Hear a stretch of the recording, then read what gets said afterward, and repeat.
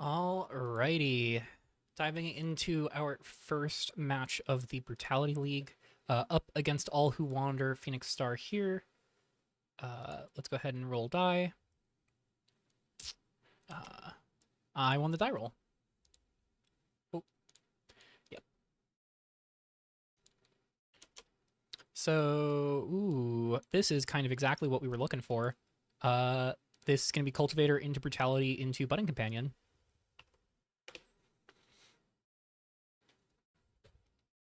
And we can go Cultivator into Snakewood's Hideout while we do not have the Seeker of New Horizons. Just kind of waiting on All Who Wander, deciding to mulligan, too risky on the draw. I did share with All Who Wander. One of the downsides of having to do so many things to make choices on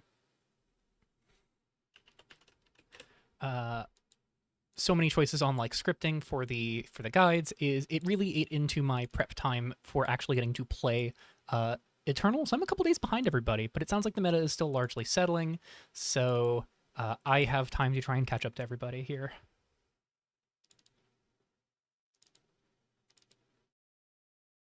Putting a land card from our hand on his battlefield tapped. And again, Snakewood's Hideout just probably better to get in play here in the potential world where we want to be drawing Seeker of New Horizons, having more basics in hand. So the downside here is, Budding Companion isn't going to get to pick up the attack on turn 3. We're going to be kind of slowing things down a little bit with Budding Companion here, but we see an inconspicuous Sloop here. This is not a card I talked about so far in the Rev guide. I don't think there's really room to talk about it in the sideboard video. I'm playing this match ahead of recording or scripting that sideboard video. I haven't even really started on it. But it's just sort of something that's on my mind. We do draw a Yen Slope Skidder here, which is just such good tempo. So we're going to get to go ahead and pay 3 here and just get a Brutality on the board. And I think I'm fine if they want to crew an Inconspicuous Sloop and tap themselves out of having creatures in play here. Actually, wait. They don't get to have the Inconspicuous Sloop. I'm going to go to combat, swing 1, and blow up the sloop. That's pretty good. Alrighty. Already remembering what it's like to play Brutality here. This is just so good against any deck that's trying to lean on artifacts or enchantments. We see a Cyber's Clan Arbiter. They're going to look at our hand, choose a non-creature card name. So we're going to go ahead and reveal our hand here. Reveal hands to all players. What non-creature card are you going to name here, buddy? Probably Brutality here. And with that, let's go to game 2. Yeah, I think that sounds about right to me. Because I'm just going to go here and Yen Slopeskater, put the counter on the Cultivator. So either thing they block just kills the Arbiter anyways. Let's go ahead and unlock sideboard here. So I did talk about Holton Clan Assailant being pretty good against tempo. That is absolutely something on my radar. Assailant very good against tempo. I think Spotted Slugger also very good against tempo. I could even see sliding in a Fog Spewer, but I think I'm going to try and keep it too simple here. So we're going to take out the Labette du Harnels. We're going to go ahead and take out a Budding Companion and a Skitter Tiller, I think, just kind of make room on the 2-drop slot. So now we have like the 4 different 3-ofs on the 2-drop slot. Going up 2 total 2-drops overall. I think let's go down a Nylea's Call, maybe even go down 2 calls. I could also see going down a Brutality here, just kind of going up on creature density, because one of the things that is nice against tempo is I feel like a lot of their best plays disrupt non-creature spells. There's Veto, there is Serene Mediator, both kind of only shoot non-creature spells here. But they are likely to bring in stuff that is good against creatures. We'll see. I'm going to shave the Brutality. So we're shaving the Labette du Harnels and then one of each Skitter, Tiller, Companion, Brutality, Nylea's Call. Let's try it out.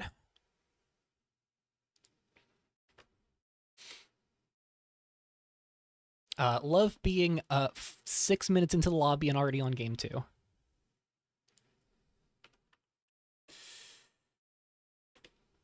Opponent is thinking about their hand. We have some things to think about with ours, and I am going to join them in mulliganing. So this is going to be a 6. we can keep Seeker into Slugger, Assailant, Budding Companion.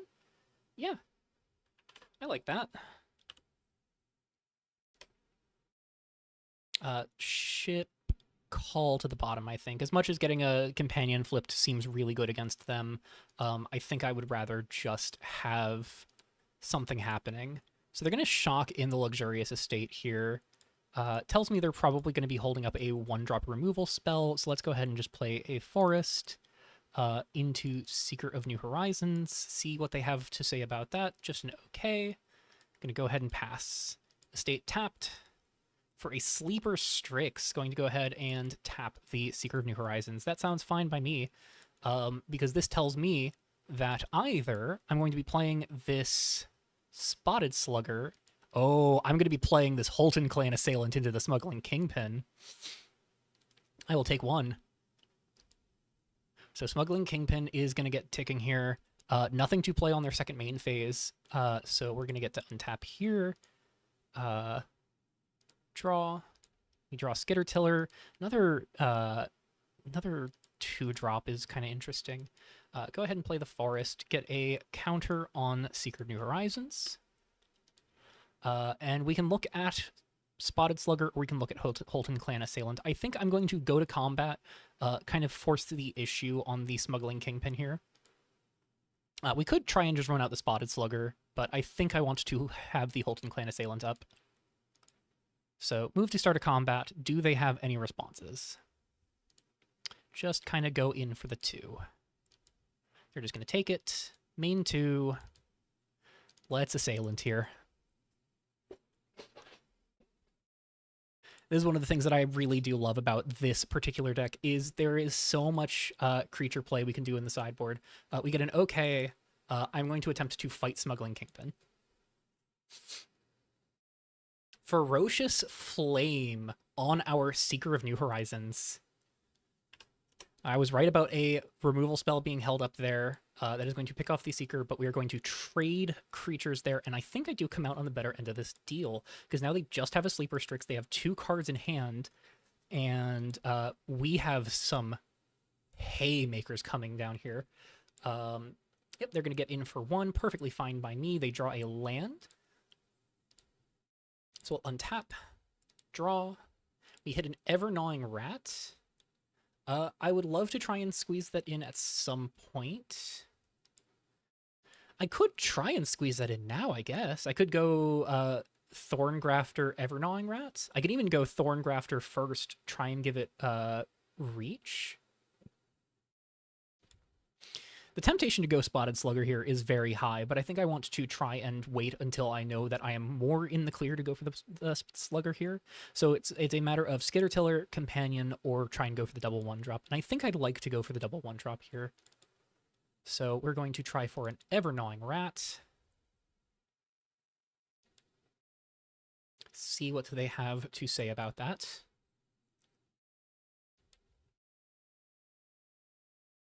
We get an okay. Let's go ahead for a Thorngrafter. And we get a Shore. This will enter with a green counter and set annotation. I think Reach is going to be the most important here. I like Vigilance, but Reach is going to force them to be a lot more cautious about their choices here. So we get to have this with Reach. We're going to go ahead and go to combat. And I think I do want to get in with the Assailant. If something happens here with flash threats, I'm not too worried. I'm not too sure what flash threats could even be relevant, and they just take the 1. And they pass. Nothing to do with 3 mana. Bodes well, makes me wonder if they are just kind of flooding and hoping to draw better. They draw another land with a Veil-Touched Soulbinder. Gonna get a K from me. Target exile the Seeker. Yep, and then marking that they have exiled 1 card with the Soulbinder. So that will start to put more things in play over time here. We're going to go ahead and take the 1. Still holding up 3, still holding 1 card in hand. I can't help but wonder if there is a counterspell there, or if this is just them trying to psych us out. Because they did opt out of playing the Soulbinder last turn, which makes me think this was their draw, or they're holding up a counterspell. So we're going to go ahead and draw. We draw the forest. So what I'm going to do here is I think if they have the counterspell, they want it on the Spotted Slugger. So I'm going to bait out the counterspell with the Spotted Slugger. And if it gets countered, I'm going to put a counter on the Thorn Grafter at sorcery speed on our turn to grow the Ever-Gnawing Rat immediately.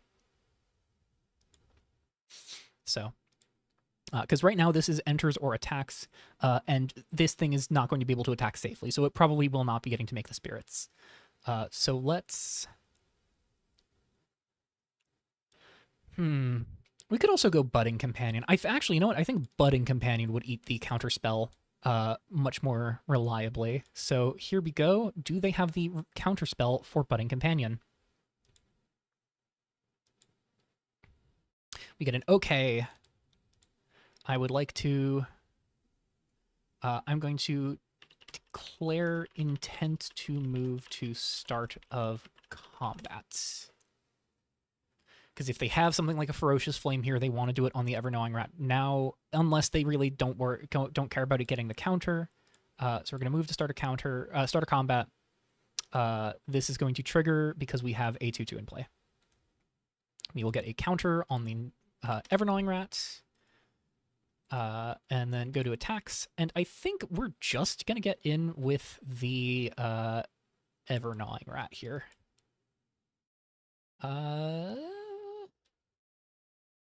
Yeah, I'm fine with this. I'm fine with trading off with the Soulbinder. I should have gone in with the Assailant, but this is fine. Just kind of pick things out of play here. We're going to go to main 2 and get to develop this forest and pass. Nothing on the end step. This is making me think that they just did not have the counter spell. So anytime they are drawing from here on out, I'm going to declare my intent to block.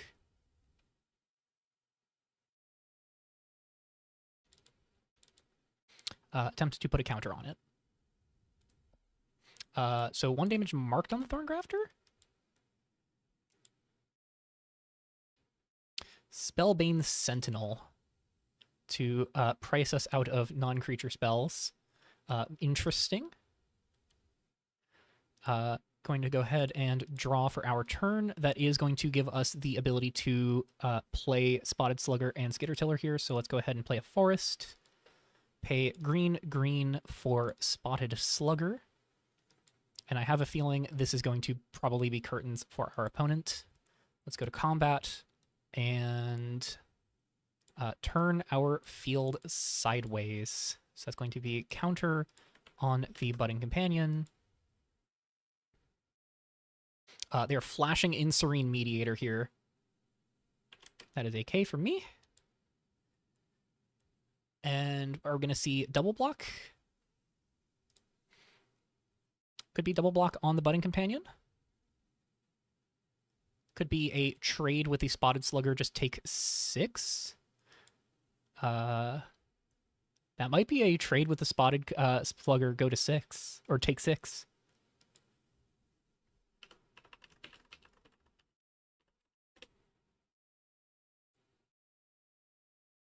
Alrighty. Damage is dealt. Slugger down. We have traded with Serene Mediator. Our opponent is on empty hand. We're going to go to main 2 and join them in the top deck war. So this will be interesting. And of course, Budding Companion is a lot of inevitability.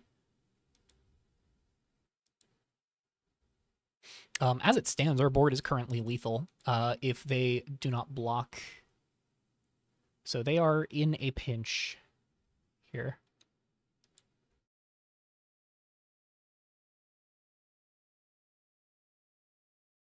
We're going to go ahead and take 1. They are passing back to me. So something I can do here, I can tap Thorngrafter, shift the counter over to Budding Companion. So it flips. Untap, draw. That is a forest as our draw for turn. Let us tap... actually, sorry. Yeah, we get the GGs. That is a very clean 16-minute match. That is exactly what we wrote up. Just clean, pushing a lot of damage rapidly. Brutality is so clean. And of course, we got to see there that like we don't even need the 3 drops to be able to kill.